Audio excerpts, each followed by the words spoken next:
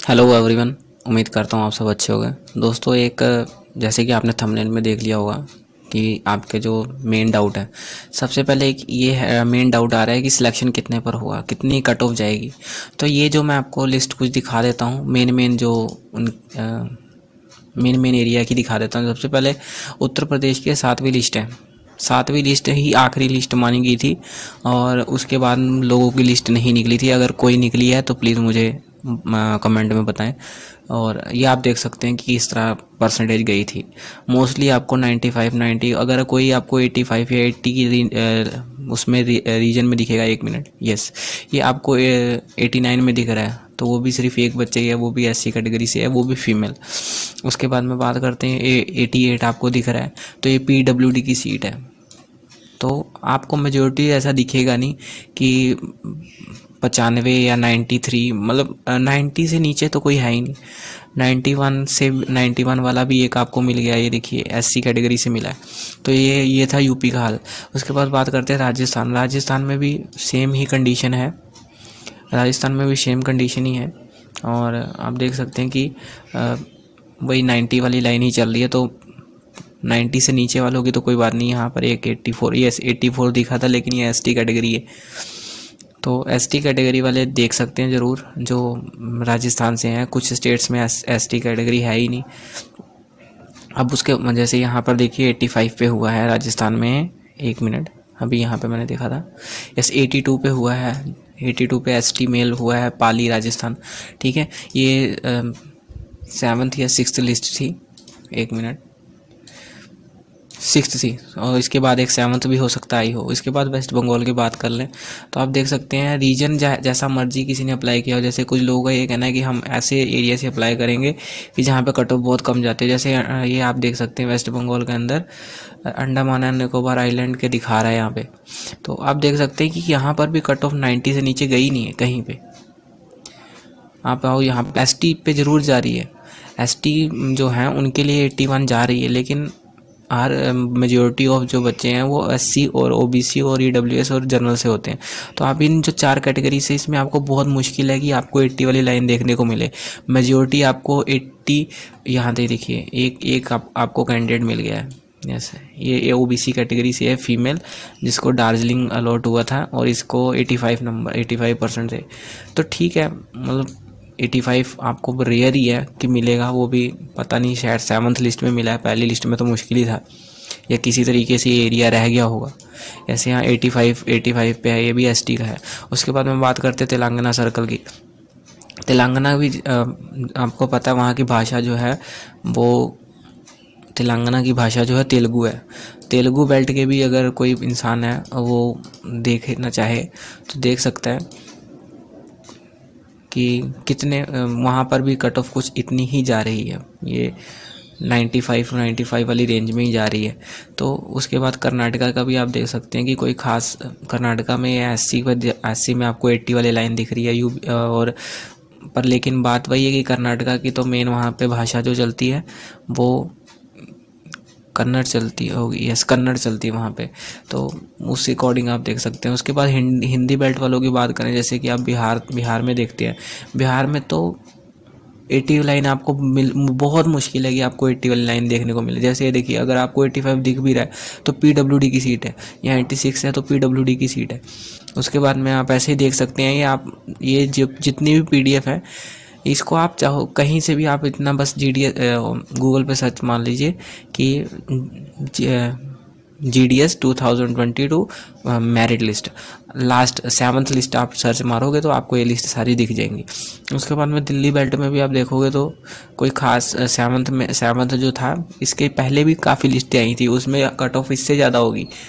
इन सब में ये है जो बच्चों को नहीं मिलने पर तब उनको बच्चे बुलाए गए। जैसे कि यहाँ पर इसमें कुछ बच्चे फेक एंट्रीज भी डाल देते हैं। जैसे यहाँ पे 100% है, मैं ये नहीं कह रहा कि इनके नहीं होंगे, हो सकता है हों, लेकिन इसीलिए इन सब काम के कारण अब जो प्रोसेस है उसको पहले मार्कशीट चेक की जाती है। उसके बाद में बात करते हैं हरियाणा सर्कल। हरियाणा सर्कल में भी आप देख सकते हो कि अम्बाला और ये अपने जो डिवीज़न है सब में 90 वाली लाइन से नीचे कोई, यहाँ पर देखिए आप 100 की आ रही है सीरीज़। ये 100 की चल रही है। अब पता नहीं इनमें से कितनों के 100 थे, लेकिन भरे तो हैं। और उसके बाद में पंजाब रीजन में भी आप देख सकते हैं कि 95 से नीचे कोई नहीं आ रहा है। ये EWS की एक सीट थी जिसमें 91.2 है, लेकिन आपको जो हिंदी बेल्ट और जो नॉर्थ वाली साइड है यहाँ पर आपको बहुत रेयर है कि आपको 90 से नीचे कोई मिल जाए, तो आप उसके अकॉर्डिंग अपना फैसला कर सकते हैं। मैं ये नहीं कहूँगा कि आप ना अप्लाई करें, आपकी इच्छा है आप कर सकते हैं, पर मेजोरिटी आपको रिज़ल्ट जो है मेजोरिटी वो 90 से अबव ही देखने को मिलेगा। आपको 80 से नीचे वाले तो मुश्किल ही समझो, पर अगर किसी के 80 से 90 के बीच में है तो वो देख सकता है, उसकी इच्छा है। मैं ये नहीं कहूँगा ना अप्लाई करें, अगर आप करना चाहते हैं ज़रूर करें, लेकिन मेजोरिटी यही है कि 90 से अबव ही रिज़ल्ट बनेगा। जैसे कि अब ये देखिए, ये अस्साम सर्कल है। अस्साम सर्कल में आप देख सकते हैं कि यहाँ कट ऑफ कम जा रही है, तो अगर कोई भाई मेरा जो अलग इस स्टेट से है, जैसे कि अस्साम में आप देख सकते हैं, इस असम की भाषा जो है, यहाँ पर 2 तरह की भाषा इन्होंने बताई है, एक बंगाली और एक असम जो वहाँ पे चलती है सोमिया। तो आप उसके अकॉर्डिंग देख सकते हैं, जैसे कि असम में जो था ये इस एरिया में आप देख सकते हैं यहाँ जनरल पे 84 जा रही है। तो नॉर्थ वाला आदमी वहाँ पे अप्लाई नहीं कर सकता। क्यों नहीं कर सकता? क्योंकि उसको वो भाषा नहीं आती है और ना उसने 10th में पढ़ी होगी। पर अगर फिर भी कोई असम एरिया से भरना चाहता है तो भर सकता है, लेकिन जब डॉक्यूमेंट चेक होंगे तो उसे वहाँ से बाहर कर दिया जाएगा। उसके बाद में आंध्र की बात करते हैं। आंध्र में भी आप देख सकते हैं वही 95 वाली चल रही है। मतलब आपको नॉर्थ ईस्टर्न में थोड़ी सी कम आपको कट ऑफ देखने को मिल सकती है, लेकिन बात वही है कि नॉर्थ ईस्ट के जो स्टेट है वहाँ पर आपको जो उनकी लैंग्वेज है वो आनी चाहिए। ये लैंग्वेज रेयर ही होता है कि कोई पढ़ रहा हो। जैसे कि पंजाब एरिया के जो लोग हैं, दिल्ली में भी पंजाबी पढ़ाई जाती है और मतलब इलेक्टिव तो पढ़ाई ही जाती है। और उसके बाद में अगर आप हिमाचल या थोड़ा हरियाणा का रीजन भी देख लो तो वहाँ भी लोगों को पंजाबी लिखनी और पढ़नी आती है, क्योंकि कुछ लोगों ने वहाँ इलेक्टिव सब्जेक्ट्स पढ़ा होता है, लेकिन इन सब्जेक्ट्स के लिए बहुत मुश्किल है। उसके बाद में हम अपने दूसरे क्वेश्चन पे आते हैं, सैलरी कितनी मिलेगी। तो सैलरी की जो बात है वो ऑब्वियस सी बात है, जैसे उन्होंने बताया हुआ है कि जो सैलरी है वो ऑब्वियस सी बात है BPM की ज़्यादा है। BPM की जो सैलरी है वो ज़्यादा है, क्योंकि उसकी बेसिक पे ही ज़्यादा है, उसकी बेसिक पे ही आम उससे ज़्यादा है। उसके बाद में 1 मिनट, जो आप देख सकते हैं कि यहाँ पर 10,000 का उसका ABPM और डाक सेवक का टैक्स स्लैब है, जो TRCA स्लैब है, और इसकी 12,000 है। 12,000 के ऊपर आपको DA मिलता है, जो कि प्रेजेंट में 38% है। तो अगर आप 10,000 के अकॉर्डिंग लगाओ तो 13,800, और उसके बाद आपको कुछ साइकिल मेंटेनेंस और भी 2-4 जो फंड होते हैं वो मिलते हैं आपको। और जो BPM की सैलरी है वो ऑब्वियसली सब ज़्यादा होती है। उसका कारण ये है कि उनको कुछ ऑफिस मेंटेनेंस अलाउंस भी मिलता है। अब उसके बाद में बात करते हैं कि बढ़िया कौन सा है।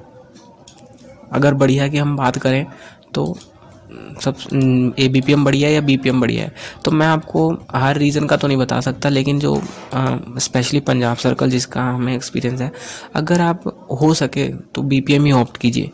उसका कारण ये है कि BPM को एक ऑफिस के अंडर काम करना होता है, उसको एक मशीन अलॉट होती है, उसका काम खाते खोलना और भी जो ऑफिस रिलेटेड वर्क होता है। हालांकि उन्होंने साफ साफ मेंशन किया हुआ है कि जो काम है वो दोनों को हम किसी से भी ले सकते हैं, ठीक है। तो कई जगह पर ऐसा भी होता है कि जो BPM है वही डाक बांटता है। अगर BO जो है वो बहुत छोटा है, मान लीजिए एक छोटा सा BO है, तो वहाँ पर वो बांटने का काम भी करता है और वहाँ पे अकाउंट्स खोलने का काम भी BPM ही करता है। तो ओवरऑल उसकी मैनेजमेंट है। लेकिन अगर एरिया बड़ा है तो ऐसा नहीं किया जाता है कि सारा काम BPM को ही थमा दिया जाता हो, ऐसा बिल्कुल नहीं होता। उसके बाद ABPM क्या करते हैं? ABPM बेसिकली जो है उनके 2 तरह के काम होते हैं, या तो ABPM और डाक सेवक जो है दोनों की जो मतलब सेम ही है, बस फ़र्क इतना है कि आप जो वैकेंसी देखेंगे वैकेंसी टेबल में आपको ये देखने को मिलेगा, डाक सेवक मेनली SO के अंदर काम करने के लिए दिखाए गए हैं और या हेड पोस्ट ऑफिस के अंदर, और ABPM जो है वो बेसिकली BO के अंदर काम करते हैं। BO आप ऐसे समझें, पहले एक हेड ऑफिस होता है, उसके बाद SO होता है और उसके बाद BO होता है। तो SO के अंडर BO जो होते हैं वो SO के अंडर ऑपरेट करते होते हैं। तो जो डाक सेवक है वो यहाँ पर और हेड ऑफिस, मतलब कि SO और हेड ऑफिस में काम करने के लिए दिखाया गया है, लेकिन लगा उन्हें कहीं भी सकते हैं, ये कोई फिक्स नहीं होता। उसके बाद में ABPM की बात करें तो ABPM का काम मेनली क्या होता है कि हालांकि ABPM को भी चार्ज BPM का कभी कभी दिया जा सकता है और मिलता भी है लोगों को, कई लोगों को, तो वो आपको ट्रेनिंग प्रोवाइड करा दी जाती है। अब बात करते हैं कि ये बीपीएम करता क्या है। बीपीएम का आपको बता दिया मैंने कि वो अकाउंट्स खोलना और एक ब्रांच, जो छोटा ब्रांच ऑफिस होता है उसकी सारी मैनेजमेंट उसके वहीं पर होती है। कैंप लगता है तो उसको वहाँ होना पड़ता है। तो मतलब ए टू जेड काम है। अगर डाक बांटने का काम नहीं है, लेकिन अगर छोटा ब्रांच ऑफिस है तो वहाँ पर उसे डाक बांटने का काम भी करना पड़ेगा। अब उसके बाद में बात करते हैं एबीपीएम क्या करता है। एबीपीएम पहला कि वो मेल डिस्पैचर होता है या मेल कैरियर होता है। मेल डिस्पैचर का काम क्या है, वो डाक बांटेगा। और मेल कैरियर का काम क्या है कि वो जो आपके हेड एसओज होते हैं, हमारे जो एसओ होते हैं, एसओ से डाक उठानी है और छोटे छोटे बीओ में जाकर मतलब वहाँ पर देकर आनी है और उनको वहाँ से उनका डेली अकाउंट लेकर आना है। जो उनका रोज़ का होता है कि उनको किस तरीके से कितना पैसा आया कितना गया, वो सारा काम एबीपीएम करता है। अगर वो मेल कैरियर का काम कर रहा है तो, अगर डिस्पैचर का काम कर रहा है तो उसका काम डाक बांटना होगा। जैसे कि मैंने आपको बताया कि जहाँ पर एरिया बहुत छोटा होता है वहाँ पर एबीपीएम जो बीपीएम होता है वो एबीपीएम का भी काम करता है, मतलब कि मेल डिस्पैचर का काम करता है वहाँ पे। तो ये था। और बाकी जो डाक सेवक का दिखाया गया है मेनली ये हेड पोस्ट ऑफिस में होगा। और इसके बारे में अभी मुझे फ़िलहाल इतनी नॉलेज नहीं है कि क्या ये सेपरेट ही है या सेम ही वही सेम ही काम करता है। तो आप इसके अकॉर्डिंग कर सकते हैं। मेरे अकॉर्डिंग तो बीपीएम बेस्ट रहेगा। ऑब्वियस सी बात है, आपको सैलरी ऊपर मिलेगी। और कई बार क्या होता है, एबीपीएम को बीपीएम का चार्ज दे दिया जाता है, लेकिन चार्ज मिलने पर सैलरी उनकी एबीपीएम वाली नहीं मिलती है। सैलरी उनको वही मिलती है, बस ऑफिस मेंटेनेंस अलाउंस जो है उस पर मिल जाता है, उनकी बेसिक नहीं बढ़ा दी जाती है। तो ठीक है, जिसको मेरे अकॉर्डिंग तो बीपीएम आपको प्रेफर करना चाहिए अगर आपके घर के पास है तो। और इसके अलावा कोई डाउट हो तो आप कमेंट सेक्शन में डाल दीजिएगा, मैं देख लूँगा इसके according. Thank you very much.